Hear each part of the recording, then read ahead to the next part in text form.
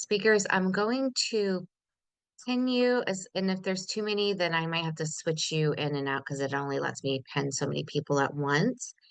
If you are a speaker and you don't want to participate in the panel today, you want to do it tomorrow or not at all, just let me know. So, Allie, if you want to be on the panel, I just need you to be on video. Same with Steve. Jimmy's there. Let me see if anybody else. So it's just Allie, maybe. Okay. Allie, if you want to be on the panel, just raise your hand and let me know. Okay. And she may not be able to, pending work and things like that. All right. So okay, if you have a question for the panel, you are welcome to put it in the chat. Otherwise, I will be using my intuition, which is fabulous for coming up with these questions. I've been really practicing listening to my intuition. It's still fairly new to me after all these years. Oh, Beth, also, if you would like to be on the panel, I just need you to come on video. All right, so I'm going to pin. I already know my beautiful friend Katerina is going to love this first question. Maybe. All right. I think I need to pin what I pin, because we only spotlight two people at a time. But we can pen more. All right. Every time I ask a question, I got to do this a little more creatively. I got to figure this out. Every time I ask a question, I'm just going to pen the speakers. If I forget you, please raise your hand. Please advocate for yourself because it won't be my intention to miss any of the speakers. The first question until we have questions in the chat is I'm going to ask everybody Elizabeth's question, which is, how has creativity been a tool in your healing journey? I'm going to ask Tammy DeMello first. Give Katerina time to think. I wasn't expecting to speak, but thank you for that. Hopefully, there's no more crazy things during my talk. You don't have to speak, love. It's up to you. Oh, no, I would like to. Can you ask me the question again, please? How has creativity been an instrument in your healing? And be concise because we want everybody to have a turn. Creativity has been an instrument in my healing to help me see things that sometimes the writing kind of confused me. So I was able to use my art journal, and I have a specific journal for that with markers, and I just get those out and draw the picture in my head. I have a big imagination. Sometimes serves me and sometimes doesn't. And so I just would use that, and I could see things more clearly. Thank you, love. That was a beautiful answer. I am next going to go to Mary. Thank you. Creativity has always been a focus, and that's one of the reasons why it's the Wise Woman Wisdom Creativity Retreat, because sometimes the words don't come, but you can have your hands engaged in collage or some kind of painting or something art wise that helps you have the download of the stories. So I'm a full believer in tapping into however you express yourself creatively. Thank you, Mary, for that. Katerina. You mentioned how creativity impacts our healing journey. And I'm going to say that the more we're having fun, the more we are self expressing, the more healing that is. And speaking is absolutely self expression. Being witnessed in that, in speaking, is self expression. I'm also a style enthusiast, and I think every day about consciously curating my outfits, and that makes me very happy and I feel is a creative expression. And I encourage all of us, and also play is self-expression. I told you in my speech earlier about twirling the ribbons. Oh my gosh, that was so much fun. And taking our little girls out to play. And I love to do afternoon tea, and we do afternoon tea with fascinators on all my retreats. And yes, it's good for the gals, but it's also good for the little gals inside the gals. And the more we can look for opportunities to include play in our daily life and in our work, the more we are having self-expression and creative expression through that. And I got a lot more to say on this, but I'm going to leave it there. You did fab because I love to tease you about when you have forced art projects in other people's retreats. You're like, that doesn't make you blessed to have a specific category. So I loved your answer. Thank you. Steve, what about you? Hi, Karen. Okay, before I start, I have to say I wasn't feeling pressure for tomorrow, but now, after what you said earlier, now I definitely am. And that was a moving keynote. So I'm glad I had to work all day today. But Tanya, I was super glad and privileged and honored to tune into your story. And yes, I have massive shoes to fill now, Karen. Thank you. I'm gonna request to go on day one next time. I'm excited to be here. There's a lot of smiling faces, and creativity is something I talk about often. I find your question interesting because when we look for mediums, things, tools, what have you, to kind of help us in our healing journey, help us in our life, help us curate the experience and the environment that we want, a lot of times what I found coaching people is we then figure out what the thing is. And then once we figure out what the thing is, we don't want to lose that thing. We almost hold on to it tighter because we figured out it was that thing that's going to help us, right? Creativity is interesting because it's infinite, right? You can't, there is no limit to your creativity. If I'm super creative today, there, I can come back tomorrow and be just as creative, if not more creative. It's absolutely infinite. It's like love. It's like the universe. It's like energy. It can either be created or destroyed. It's just there, and we get to tap into it. I think that's what makes it makes like creativity, if I give it a noun, right? It's what makes it uniquely positioned to help us in ways we didn't think it could help us before because we're finite, right? Our brains are finite, our experiences are finite. But anytime we introduce something infinite into our world, it connects us with ourselves more. It connects us with other people around us, and it connects us with what I would call the infinite, whether that's God, the universe, love, whatever you want to fill in the blank with. So I like to say I'm not a super creative person, and then everyone reminds me how much I write and draw and go out in nature, and they're like, "You're one of the most creative people ever." I was like, "All right." I guess it's just how I show it. So it's a cool tool that I think is underestimated and something that people shy away from to say that they're not creative. I would argue we're all creative. We're finite manifestations of creativity. So it's not hard to tap into it. Just remember that. And I don't know, I'm smiling saying it because it always brings a smile to my face. I'll leave it at that. I could also say a lot more. I know you can. I've heard you speak. Thank you so much, Steve. Tammy, let's go with you. Yeah, I remember. I don't know if you remember this, Karen, a long time ago when we first started working together, when I was first finding my voice, I used style as a form of finding my voice. So when I would buy new outfits, like I had to have the whole getup. I had to have the earrings and the necklace and the bracelet and the shoes. And like I would buy complete outfits. And it was definitely fun. I could still, even though it was probably 20 years ago, I can still feel how exciting it was doing that. And then too, just all the compliments I would get when I showed up in a new outfit and everyone was like, "Oh my gosh, you're so together," and stuff like that. So that was really a fun way for me to start developing my voice through creativity. So thank you. Thank you, Tammy. Stephanie. If you know the yogic traditions, there's kapha, which is more grounded and earthy. There's pitta, which is more fiery, and then there's vata, which is more up in that creative realm. And I am a vata and live up here all the time. So you know my shenanigans, Karen. I'm always coming up with a new idea, a new suggestion, a new something to do. But I'm also feel like that makes me alive when I'm doing that. So for me, that's my happy place. It's creating. I used to be the director of training for in the food service business, and creating programs and manuals and all that kind of stuff, which just fed my soul. So anytime I'm creating, it just brings me alive and really helps. I think keep my sanity is probably the best way to do it, state it, because it's true. Thank you, Stephanie. Coach Christy. First, I need Tammy and Katarina to be my wardrobe people. So I haven't found that creativity yet.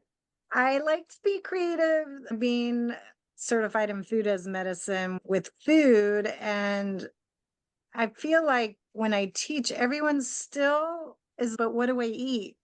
And so I just like to show people. I see a couple my members on here, and sometimes I get in the kitchen and I need to be doing that more for them. But it just takes my mind off of all the crap going on for me. It's my escape.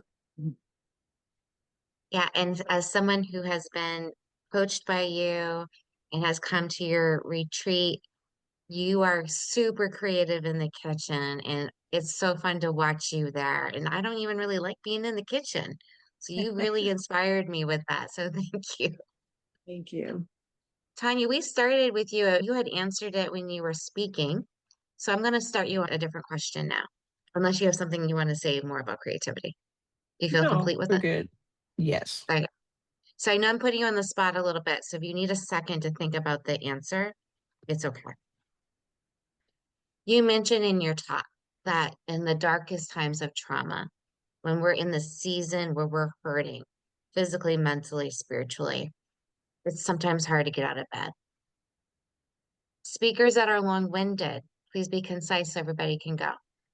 The question is, what's one thing you would recommend people do when they're struggling to get out of bed? We're talking about dark days. What's one thing people can try or do to get out of bed? Tanya, we'll start with you. To have developed a routine.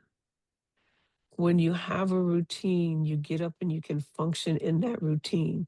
You might not be able to do anything outside of that routine, but you get up, you'll wash your face, you brush your teeth, you comb your hair. And even if you go back to bed after that, at least you've made the steps to get up and take care of a couple of things. And now my get up and go is get up and go do some events, get up and go sell some things, get up and go get active. You just made Coach Katerina's heart sing with go sell something. Because it doesn't occur to that's her answer when she's feeling slump or sad or disappointed. And I'm like, that's not Absolutely. the first thing I think about, but of course it helps to have some money come in the door. Thank you for that, Tanya. Stephanie, what's your response? I think there's two things that are my go-tos. The first one is writing down gratitudes because sometimes it's just writing down the simple things that I'm grateful for. And it's not only my house or whatever, it's deeper things like I'm grateful for the warm slippers on my feet because they make me feel this way or whatever. So it's really just sinking into those kind of things. The other thing is, as a yoga teacher, just going back to my yoga practice, getting on my mat. My mat is my sacred space, the space I always return to that has no judgment, doesn't care how a high-end practice I have or a real soft practice. It just doesn't judge. So for me, my yoga practice and gratitudes are my two go-tos. Thank you, Stephanie. Steve. There's a goofy one. Sitting up in bed. And I don't know why this works for me. I've tried everything because I hate getting out of bed. But if you don't think about getting out of bed, you think of just sitting up in bed, taking the blankets off, all of a sudden it's like, I'm already here, so I might as well get up. But being upright, still in bed, is like a trick of the brain. Thank you, Steve. Really clever. Mary. So in addition to having a routine, it's the night before, plan something that I'm going to look forward to. Jumping out of bed, I get to do this tomorrow. I get to this is my day. So think about what the day is going to be like for you. Thank you, Mary. Coach Christy. I have a dog, so I have no choice unless I want to clean up. So I think having a dog does so much for you. So that's what I would suggest. Maybe borrow one. Thank you. Tammy. I don't usually get the option to stay in bed because I need to go to the bathroom. So pretty much that's what gets me out. And then I meditate. So that just sets me in a new mindset. So go to the bathroom and sit up in bed and meditate. I knew you were going to say that. Okay. Katerina. I remember my absolute favorite quote of all time: "Action is the antidote to despair," from Joan Baez. Because when you're in action, it's easy to be depresso when you're sitting in bed by yourself, laying down, or you're sitting on the couch. But once you start moving, once you start doing things, usually you can shift your mood. And I like to follow up with what Mary said. I like to plan today for tomorrow. And when I know I have stuff to do, that also gets me in action. And I do also want to say that reviewing your goal list, like what do you want to accomplish?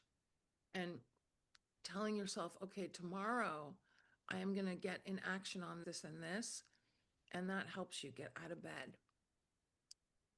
And remembering it's all about action. Action, even when we don't feel like it, when we do something, it will help to shift us. Thank you, love. Thank you. Tammy. I am someone who suffers from seasonal depression from time to time. So I like having a written list that when I get up, I can just look at the list and do the next thing on the list. I don't have to think about it. I don't have to try to figure it out. I just follow the list. And after a few days, I start feeling better because I'm in action, like Katerina said. Following a written Awesome. list. Yep. Thank you. Mary, have I asked you yet?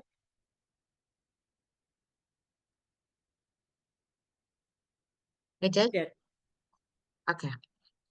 Oof, when you do a few of these rounds with speakers, I can't remember my place. So thank you.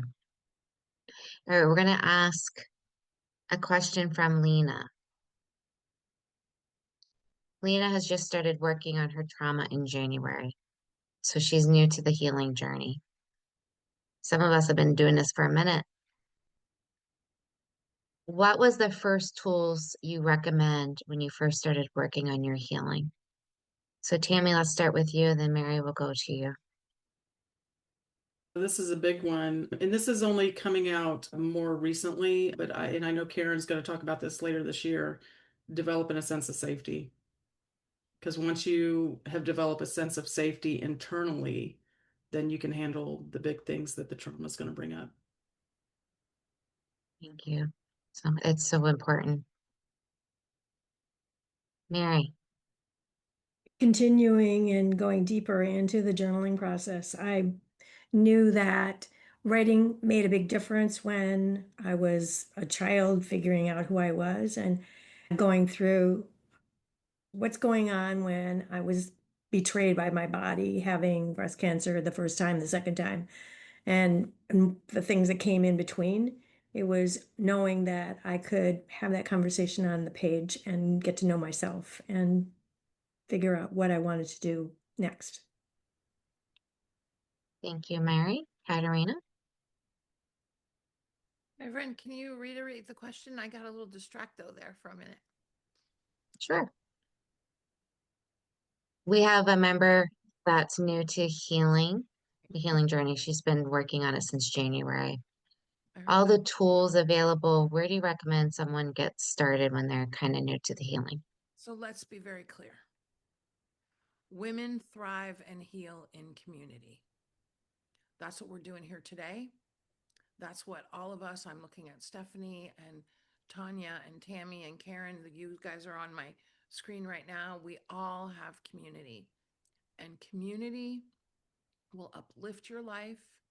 It will enhance your life, and it will heal you in so many ways. When you are with a room or a group or a Zoom situation or a text chain with women that want to support you in your healing, that see you as the strong and powerful, amazing woman you are or woman you are becoming, it is transformational.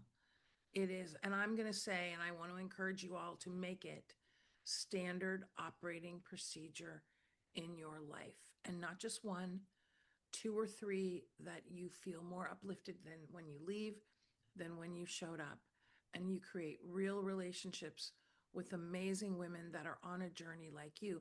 Ideally, some that are a little bit further along than you, and some that you can pull forward. It will change everything. Community is the answer. Whatever ails you, women in community is the answer. Can't really argue with that. And those of you who get the VIP package, you get my community for 30 days. And it comes with a lot of support for women. So thank you. Tanya, Can you ask the question again? Sorry. no problem. When someone is new to the healing journey, what are the top tools you recommend? Being honest with yourself and a lot of self-care. Not beating up on yourself, no negative fachalinga. Just being open to receiving things, to receiving what the universe is going to offer you at that point. Thank you, Tanya. Tammy. So when I started, that's an interesting story. I guess my bottom line would be stay curious. I was getting my hair done, and the hair stylist, I was talking to her about something going on with my son and my mom, and she goes, I think your mom's a narc. And I'm like, what? And she goes, yeah, she's a narc. And I'm like, what? And so I was like, what is that? And she goes, you need to read a book. So reading books helped me to connect without really having to tell anybody or not understand or whatever, because I just thought I was bad. And writing books, sharing the story of people's trauma is really what helped me, and just continuing to be curious about what is healthy and what's not. Thank you, Tammy. Coach Christy. Tammy, that was good because education helped me too. But I was going to say, like what Katerina said, the very first thing I did was go to a women's retreat, and that community, it just changed me forever. And then being with Karen's community and the journaling has really been surprisingly one of the most healing things. You know, I hated that answer. Not Stephanie. The 2 things I work on is my, first of all, my mental health. So I'm a big believer in having a good therapist. So when I started my journey, I got into working with my therapist, but she put me immediately in working with her and a group. And that was really helpful for me. And that's Katerina's point, that community. I had people in common that I could, be with. And then I really like to work on my physical health, because for me, my physical health, I wasn't feeling good about so many things, but if I had control of one thing, I felt like I was moving the needle. So my physical health was something I had control of. I could eat better, I could exercise, I could do yoga, I could mentally work on things, but that's really what helped move me forward. Thank you, Stephanie. Steve. Yeah, I think a tool that I wish I had earlier was to ask, I call it the truth question, is to ask myself, is that true? Or is this true? Because I think the difference between a belief and truth is, if I believe something, I don't have to necessarily act in accordance with it. But if I hold something to be true or know that something is true, my behavior has to match. And I think early on, when I was trying to figure out the world, I believed a lot of things that weren't true. And I think when we tend to isolate in really tough times, we trick ourselves into believing a lot of untruths. The tool of really getting granular and figuring out, is that thing actually true, is a hard process, but it's a freeing process, I think. And it's one of the most powerful tools I've ever used. Thank you, Steve. In clinicians' toolbox, we call that, it's cognitive behavioral therapy, and one of the tools is called utility analysis. It's looking at how useful a thought is in most untrue thoughts are really not that useful, as it turns out. So that's helpful. Yeah, Thank of you for that. course. Okay. So there's not another question from the audience, so I get to use my intuition, and it's rocking and rolling today. I was sometimes I worry it's going to shut down our family, but it hasn't yet. The next question, we're going to start with Steve. When we have a history of trauma or adverse events happen, our small t's and our big t's, it can really impact our relationships. What's one relationship? It could be, it doesn't matter who it's with, partner, child, neighbor, friend, coworker. What's one relationship that you can think of that's been impacted by your past events? And what is one action step towards healing? So you don't have to talk about the trauma, but when you had that trauma, what was an action step that you worked on healing, either yourself or the relationship? I know it's a loaded question, Steve. Go ahead. Yeah, I know. There's about 10 questions in there. I know, I'm sorry. I think this might be a cop out, but I'm sorry, and I'm not. I think when we go through traumatic events or any event in our life, all of our relationships are affected because we're affected. And I think if we're affected, that means how we show up inside of each and every single relationship in our life changes. Whether the person on the other side of that relationship knows it or not, it changes, it gets tweaked because now I have a little bit more on my lens of which I'm looking at life through. So I think that's the first part of your question, all of it. I think what I'm working on now is to wipe that lens clean, right? Different experiences throw different types of mud on our lens in which we view the world, and wiping that lens clean and keeping the windshield wipers going and through my truth questions and things like that, I think is what I practice daily to make sure that uh, I don't allow untruths or untrue beliefs affect the relationships that I hold to be really valuable in my life. Beautiful answer. Coach Christy. Yeah, that was great, Steve. And I think for the first time in my life, my lenses are clean. And I think just having a view of the relationship differently, like with, I'll say with my dad, I just have a better understanding of who he is from the trauma I went through. And with my brother, being able to love myself enough to, I love my brother. We have a great relationship, but he likes to tease me. And in some ways, I found it disrespectful. So I actually spoke up for the first time and said, hey, when you do this, so it's been empowering and it's gotten better. Things have gotten better. Thank Did you, that Coach. answer the question? Beautifully. Speaking Okay. up in our relationships. That's actually, I'm going to give you the number one answer so far was that. Sorry, people. Let's go with you, Tammy. You're cracking me up. Cracking myself up too. I could just sit here and laugh at you or with you. It'd be better. So the number one relationship that I have learned to heal is the one with myself. Oh my God, I'm So so it's a work in progress for sure. And instead of continuing to believe that I'm bad, I have really worked on having, and then therefore punishing myself, self-compassion. I am really changed from that. And because I have that now more, not I'm working on it. I'm able to look at myself and see things that are not pretty.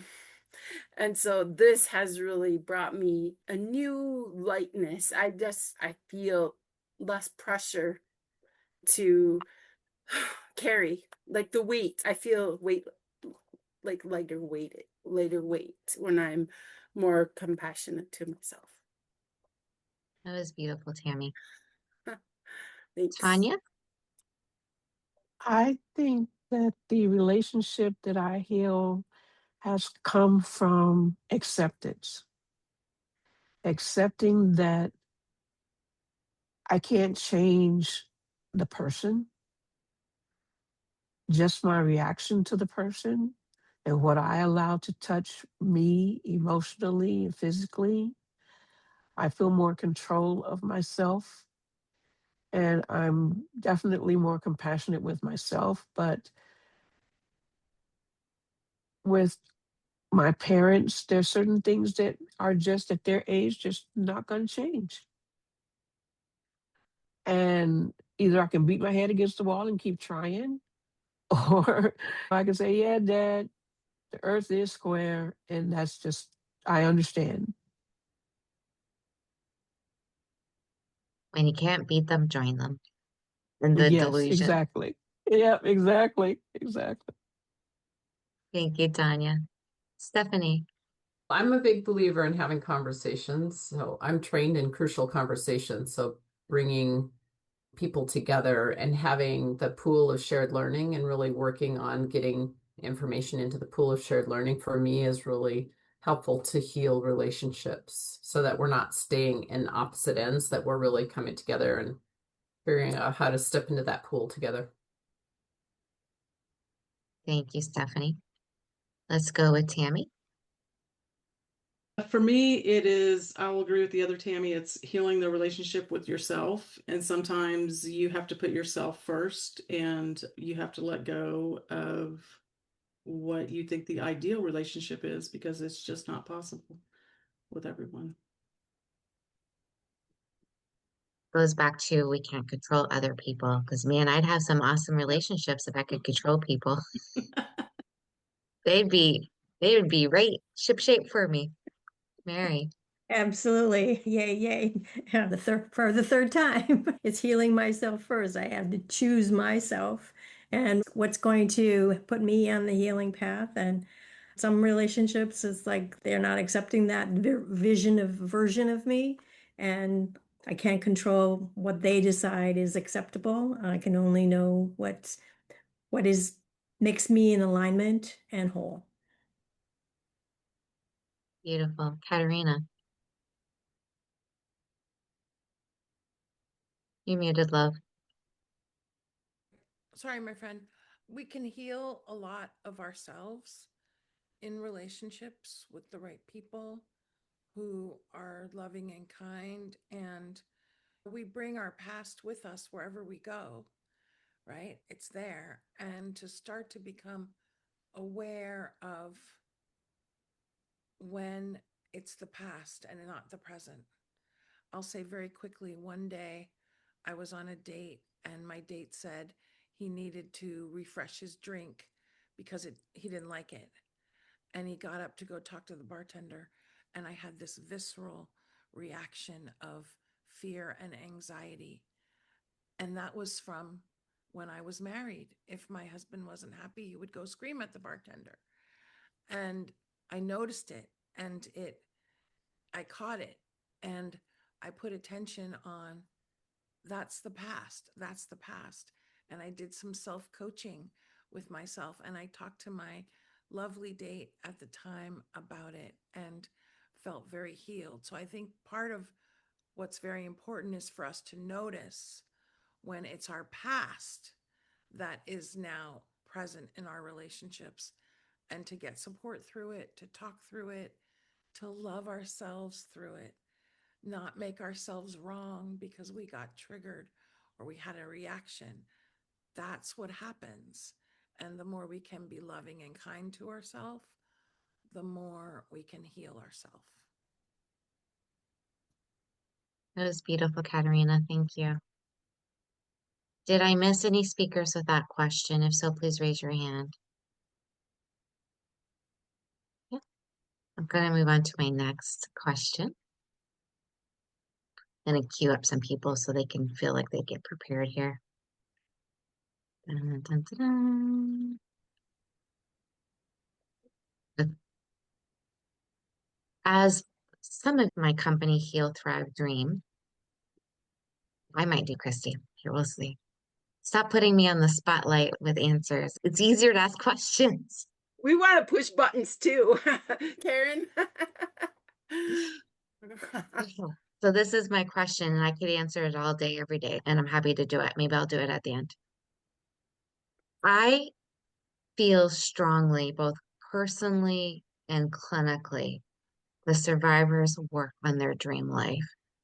I feel survivors have been through hell and back and deserve so much beauty and abundance in their futures.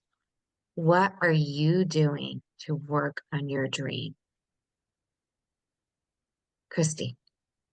Thanks to Katerina, I finally have put down dates on my calendar and I started a membership. I'm doing workshops. I did my first retreat. I'm finally doing it. It's not always pretty. I'm not ready. It's messy, but I'm just continually to move forward and dream.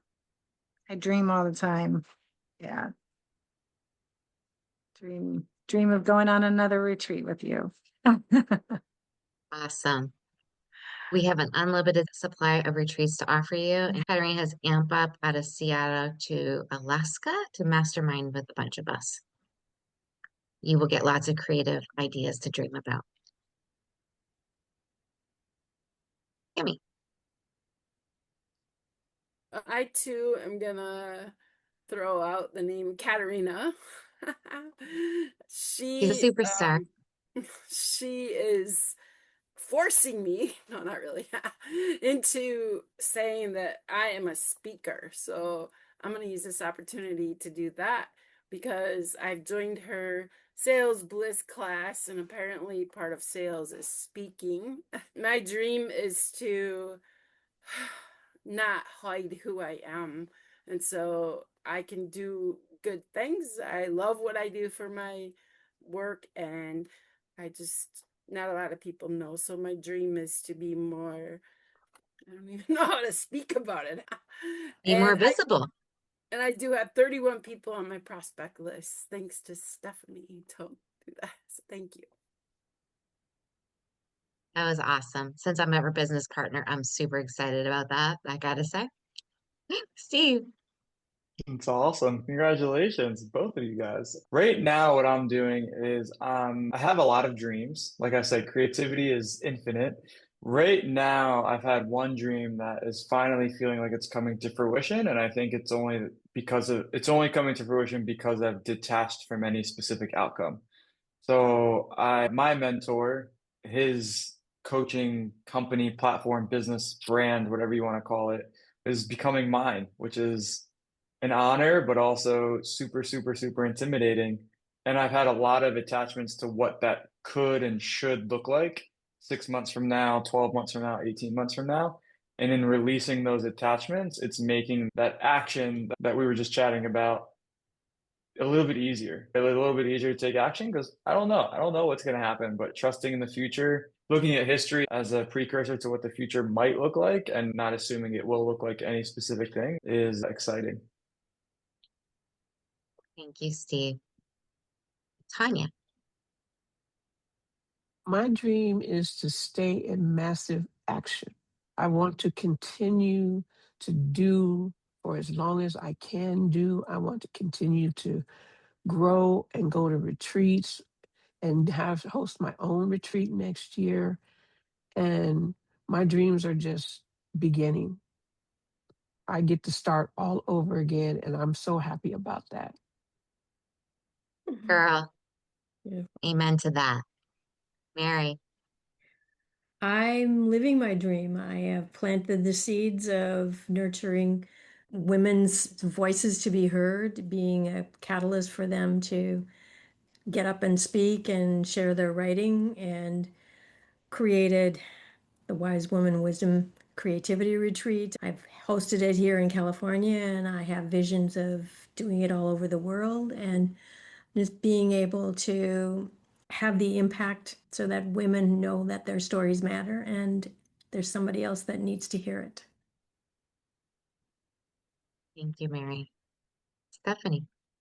I would mimic the first part of what Mary said. I feel like I'm living my dream. I have a beautiful small home and it's super comfy. I have an amazing husband. I think he's the best, but I'm a little partial, right? I have three mostly well-behaved dogs, a healthy family, healthy me, and I'm traveling the world. So I feel like I'm living that right now, I think the next step for me is just to continue to build a stronger community around myself. Thank you, Stephanie. Katarina? I would agree with Mary and Stephanie that I'm living a life made up of former dreams. However, we always need to keep dreaming. I was telling somebody today, my dad is 94 and we're working on his bucket list. And we said to him, every time you take something off, you have to put something else on it. And that's how I want to encourage all of us to live our lives, that there's always more possibilities to fulfill. I'm doing my first retreat in Italy next year. I'm still looking for the great love of my life. I'm not giving up on my dreams, even though sometimes people start to think, oh, if it hasn't happened by now, it won't happen, or whatever. Dreams, even the pursuit of dreams, is life changing and fulfilling and transformational. And so I do want to encourage everyone, get your dreams and your goals and then get some more. Never argue with that. Beautiful. And Tammy? I don't know why I settled on this, but I have a dream to live to be 102.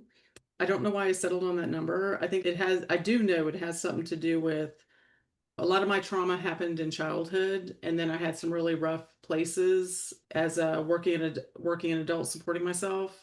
And I wanted just as much time in retirement, enjoying life and doing whatever the hell it was I wanted to do, to include travel and all those great things. But I want to do that as much in retirement as I lived working. So I want to live to be 102. That And is an incredible. Go ahead. I want to be the TikTok lady that does all the crazy exercises and stuff like that. That's going to be me. All right, I'll subscribe to that. Thank you, Tammy. Yeah. I will go ahead and answer the question based on Coach Christie's insistence I participate. Dreams. When I was little, it seemed impossible, right? Because I was living in abject poverty where we didn't have money for food or toilet paper or paper towels, napkins. Those things were like, you were living high on the hog if you could afford those things. I had grew up borrowing toilet paper from my grandma who lived on the property that my dad had. We had a trailer on my grandparents' property. Food insecurity. When you worry about eating and being warm in the winter, you don't dream about traveling the world. But I was always this curious kid, and I think that's why I dated around the world because I was so curious about different cultures and different people and just loving on people. When I look at my life now, because I've always had action plans in place. One day I looked around and I'm like, oh my gosh, all the dreams I've ever wanted have come true. I have a lovely home. I have a respectful partner. I have who's a feminist, who believes women are equal to men. Now, sometimes he doesn't act like that, but that's a different story. He tries. I have three beautiful children. I have a career where I can make massive impact on other people's lives. And because of many women in this room who've been coaches or mentors or friends or encouragers, I get to travel around the world now. All of my dreams come true. All of them. You know why? Because I make them come true. I make a decision and then I put steps in place and I insist on having them. I am abundant in every way. So there's my answer. And yes, I have more dreams because I believe in you. Keep making them. Thank you. Thank you, Tammy. I'll take that. Okay, so because of time, we've got about 12 minutes before we wrap up. 10 minutes because I want 2 minutes to prep for the next day. Give a little information about that. I'm going to choose not to ask another question with my intuition, I want to invite the audience, anybody here as a participant, if you have something that's on your heart that you want to share or have us bear witness, it could be feedback from the summit, it could be about your experience being here. Nothing's off limits. I just would encourage you not to talk for 15 minutes about it, of course, right? Be respectful of people, other people sharing. But any speaker or anybody here, if you have something you would like to share, I want to give you the opportunity because that's what community is. So raise your hand, unmute, all the things.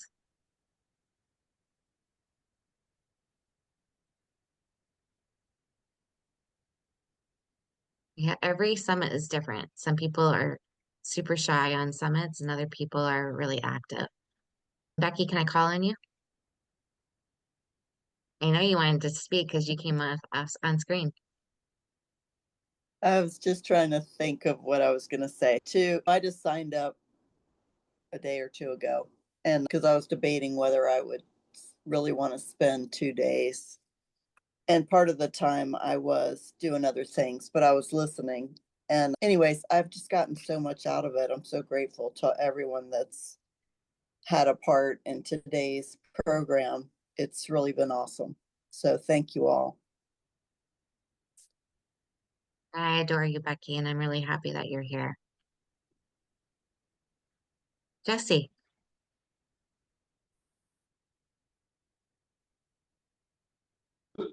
Thank you. I appreciate that. With your collective wisdom, I'm ending a 25-year relationship from a narcissistic, didn't even realize she was narcissistic, just felt that I had to double do the duty to make her happy. And when I left, there's a lot of feelings of guilt and stuff like that. I'm just looking for resources. I go through the VA for psychology or counseling, but a lot of their stuff really doesn't help because it's just talk therapy. And when I ask the counselor, like, what books can I read? What can I do? I get nothing. And there's a lot of emotions that go through that. And a lot of people don't think men can go through these hurtful, codependent emotions, but we do. And I'm just looking for you guys to give me some resources that I can possibly read or go visit that I can heal with the trauma of this. You're asking the right people at the right place at the right time. Thank you, ma'am. I appreciate that. I have a checklist of books on every possible subject on healing trauma, all the ways physically, mentally, emotionally, relationally. But I want to give other authors and readers, coaches, an opportunity to share. Tammy, you mentioned a book earlier, I thought. Did you read something about how you healed from your mom? I don't actually remember the very first book I read, but I did read a book. It's called A Boy Named It. And that, I believe, was my second book I read. And so that is pretty interesting. So it's definitely triggering. So just be careful. But yeah, we're not Yeah, alone. I think that was my biggest starting thing was that I'm not alone. I'm like, wow, my story's actually believable. There are other people who would say, this is crazy. And it's not me. And because I didn't know, like, my story's pretty crazy. But yeah, A Boy Named It. thank you. I've also read that. And the other Tammy, I'm glad you raised your hand because I was thinking about you. Tammy and I have known each other a long time, and she's also a prolific reader. I would call her a bibliotherapist like myself. Tammy, what's your suggestions? I just came across that term, Karen, so thank you for that. Bibliography or something. Bibliotherapist. Yeah. So one that I read recently that is very helpful is called Widen the Window by Elizabeth A. Stanley. She is a combat veteran. So I know, Jesse, you mentioned you're a veteran. And so she's got a couple. Number one, she does an excellent job in talking about the nervous system. And then she also does a really good job of giving you a couple exercises towards the end that'll help with widening your window of tolerance. Yep, excellent book. I've heard it recommended like 3 times this week. So serendipity there. I'm sorry, what And was the name of the Christy, book? Widen the Window. Did I say that right, Tammy? Yeah. Widen the Window by Elizabeth A. Stanley. I'll put it in the chat as well. Thank you.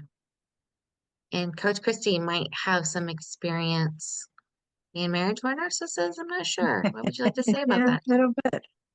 I first started listening to Dr. Ramini, I think is how you say her name, on YouTube, but she has a book called It's Not You.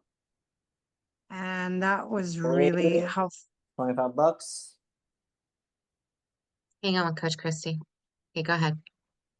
I'm sorry. And that was really helpful. And it's not just learning about why they are that way, how their handbook. There's a documentary coming out about the narcissist handbook. Have you heard of this?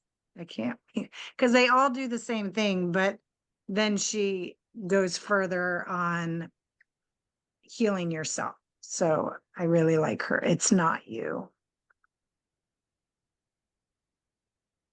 Another powerful book is Codependent No More. Read that one too. Yeah, that is a good one. Anyone else have a strong recommendation? There's literally hundreds of books on this topic.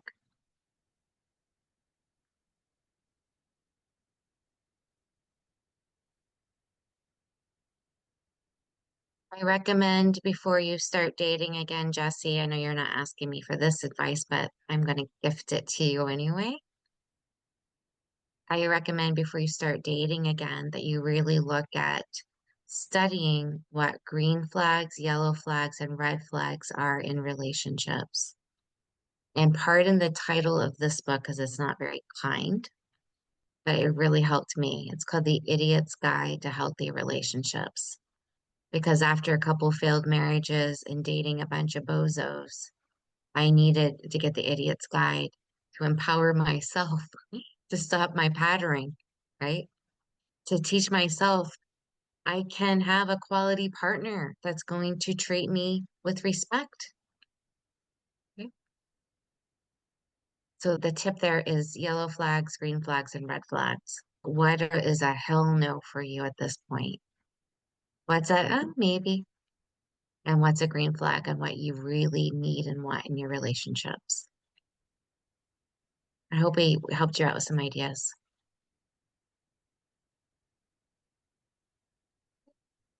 We have time for one more question or comments. Anybody else feel compelled to share? Remember, your shares help us all.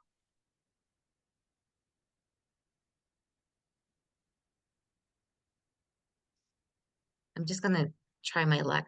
And it's always okay to pass. I'm not bullying anyone to speak. I don't believe in that. Lena, you have been really a big participant in the chat today. Is there anything you would like to say? You have the same name as my daughter and as my grandmother, so I already adore you. I'll give her a second. Okay. And then Dr. Parker, is there anything that you would like to share or say about today for you? It's been great listening to the speakers and especially some of the suggestions. I'm like the person who talked about journaling. Journaling has always helped me. In the beginning, that wasn't how I looked at it as journaling. I just wrote down stuff that bothered me. But in recent years, I realized that I was journaling, and it was my way of not only talking about the things that were bothering me to myself, but I felt like I was communicating with God. And the best thing about journaling, doesn't argue with you, doesn't tell you stupid for feeling that way, doesn't call your names. You just put it there, and you can either destroy it or go back later and read it. And I have found that when I go back, I sometimes find the answers I was looking for. Yeah. Beautiful, beautiful share. Lots of clarity around journaling. We get to a deeper place when we write. Absolutely. Love that share. Shay, you have also been very participatory in the chat. Is there anything you would like to share about today? We're really happy you're here.